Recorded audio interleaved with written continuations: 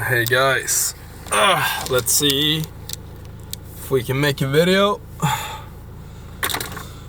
What is going on? I just finished the gym and got my little protein shake here, and I've had an absolutely amazingly effective day today. Oh, my phone, prepared as always. So I kind of wanted to talk about a funny thing. I think it's Psalm 69, is it? Maybe it's Psalm, yeah, I don't know the exact number, but it's like the cuppeth runneth over, which is a quote, I guess, or a psalm from the Bible. Correct me if I'm wrong. I'm not very, I went to church when I was like 13, but I'm not very religious or Christian for that matter. But I really like that song, which is like, you walk through the valley of the shadow of the death, and may I fear no evil, and because I have the Lord with me. And at the end they also say the cuppeth runneth over, which I think is like for myself, one of the absolutely best concepts ever. Because a lot of times in our lives, maybe relating to the letting go technique that we've been talking a lot about, is like we always feel like we have a lot of stuff inside us, like we're not 100% satisfied. We feel we have things that we need to we basically wake up, and throughout the day we gather stress and things that worry us, and we have to sit down and meditate for 40 minutes or 1 hour and 20 minutes or something like that, to really get to a place mentally where we feel good, that we can have an enjoyable day. Okay, right? So what I have water in my beard. So what I wanted to make this video kind of about is like a powerful technique and a powerful tool, or basically an attitude to have and to try in your day, to which I think is a great complement to the letting go technique, and something that kind of, it's almost magical. It's almost like wizard stuff. Okay, and I'll begin with how I discovered this, which is this. So when you're in a deep crisis, when you have something that's really weighing you down, the last thing on earth you want to do is kind of think about someone else, right? To support someone else, to do something for someone else. Okay, what you find at that point, what you want to do, which is just what we said, sit down, meditate, spend a lot of times by yourself, put boundaries, and all that stuff is really good. One thing though I did when I was in the deepest of crisis in my life is I always go to the gym, this gym I just left.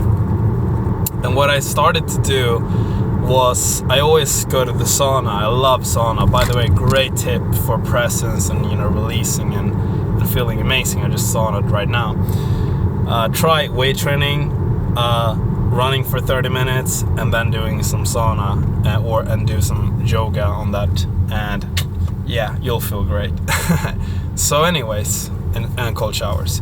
So what I did in the sauna is there would always be a bucket of water that I would put on the sauna, but it would always be empty when I came there. Almost always, single time, no one would ever put water for the next person to get into the sauna. So what I would do when I was in the deepest of crisis, I would always put water in this bucket.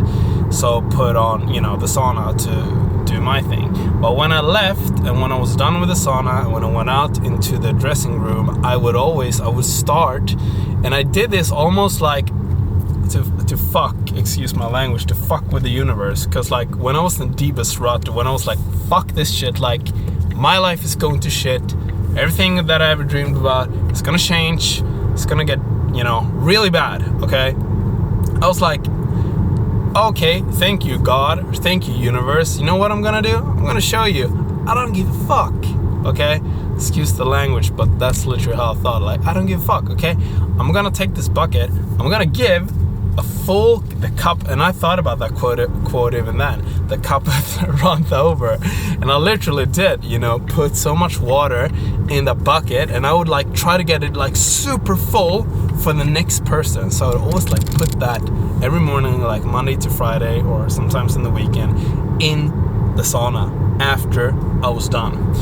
And during this crisis, I always came back in the morning, no one had filled up the cup for me, and I kept doing it. And then, when this thing was over, this major life crisis, whatever, when it was over, I think 1 week later, I was at my father's place in the south of Sweden. I live in the north. So I go to the sauna. Not a good idea to drive and do this thing at the same time. I go to the sauna, and guess what? You guessed it. The cup was filled up in the morning for me. I think it was in the morning. And I kind of got that as proof that, you know, the universe, all actions, like Hawkins talks about, you know, if someone maybe does something good, someone does something bad, you don't need to be the judgmental, like, person that basically judges that person or takes something away. He also talks about the universe will do it for you, okay? Karma is a real thing, okay? And he also says, oh damn it, what was it? Okay, well anyway, I can't remember it, but that's what I did. So, an advice to you guys, go try that out. Do something like similar. Maybe, you know, a kind act will take you so far. And I think a lot of people, and I'm talking about myself now, would never discover this if I wasn't pushed to the limits of, you know, how frayed and how bad things got. So, you know, in the depths of hell, a lot of times you discover this type of stuff. So I want to share it with you guys, and I appreciate every single one of you. Love you guys. Comment any questions you have and what you want me to make videos on. I try to respond to every single comment ever, and if I haven't responded, just send a comment again and I will respond, okay? As long as I can. Peace. Love you guys.